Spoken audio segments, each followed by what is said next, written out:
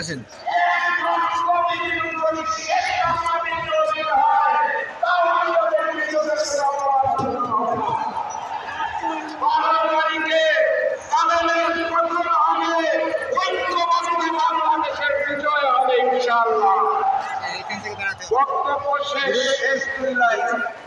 আগামী প্রধানমন্ত্রীর নাম কি?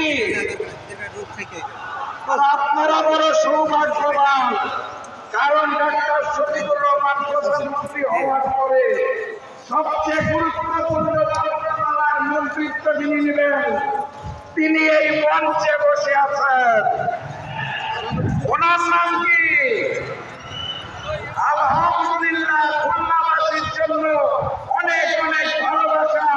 12 তারিখের পর আবার আসবো বিজয় উদযাপন করার জন্য ইনশাআল্লাহ। নারায়ণ তাকবীর, নারায়ণ তাকবীর, নারায়ণ তাকবীর। এটাই আমাদের বিজয় বাণী। বিজয় যাত্রা শুরু হলো, বিজয়ের পথে যাত্রা শুরু।